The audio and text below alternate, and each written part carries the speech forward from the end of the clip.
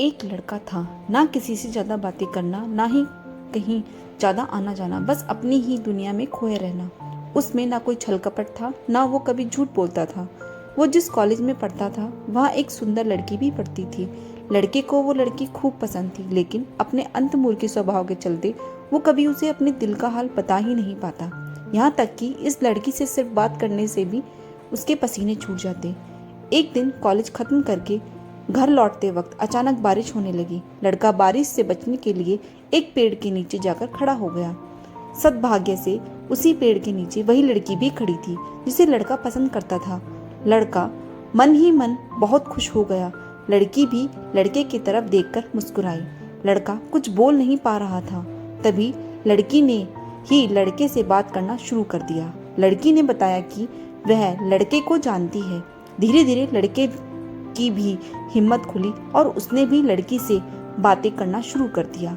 बातों ही बातों में लड़के को पता चला कि सिर्फ वो ही नहीं, लड़की भी उसे पसंद करती है, क्योंकि लड़की की बातों से साफ पता चल रहा था कि वह भी लड़के के बारे में काफ़ी कुछ जानती थी, जो तभी होता है जब कोई किसी से इंटरेस्ट रखता है। बारिश और ज़्यादा जोर से होने लगी और पेड़ के पत्तों से पानी की बूंदें उन दोनों पर गिरने लगी।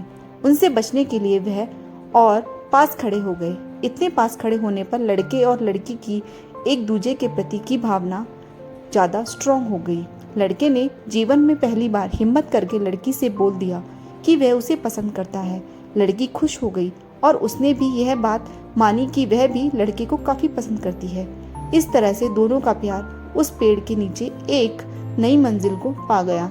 अब दोनों में उसी पेड़ के नीचे कई मुलाकातें होने लगी। वे अब एक दूसरे के बिना रह नहीं सकते थे। वे अक्सर किसी न किसी बहाने से उस पेड़ के पास आते और एक दूसरे से मिलते और एक दूसरे से अपने मन की बातें करते।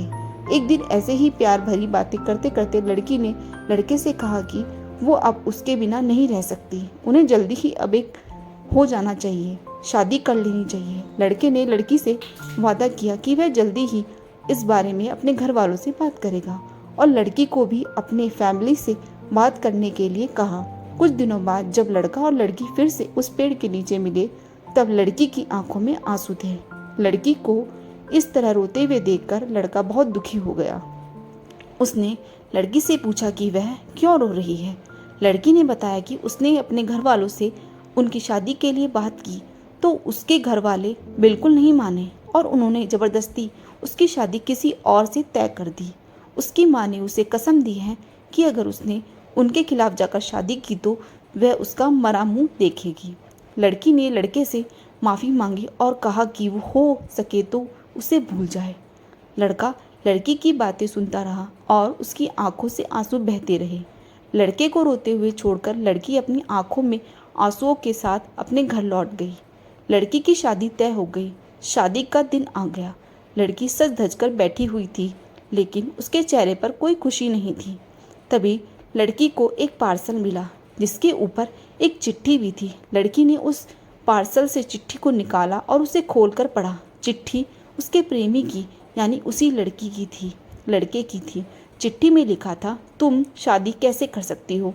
तुम अपनी शादीशुदा जीवन में कैसे खुश रह पाओगी जब तुम्हारा दिल तुम्हारे पास है ही नहीं, क्योंकि तुम्हारा दिल तो मेरे पास है। मैं तुम्हारा दिल लौटा रहा हूँ ताकि तुम अपने पति को भविष्य में प्यार कर सको और तुम्हारी शादीशुदा ज़िंदगी अच्छी चले। लड़की ने उस पार्सल को खोला और देखकर वो बेहोश हो गई। उस पार्सल में उस लड़के का खून से लथपथ दिल था जो उसने निकाल कर उसे भेजा था। आपको ये कहानी कैसी लगी ज़रूर बताएं। Thanks for watching. Please subscribe my channel.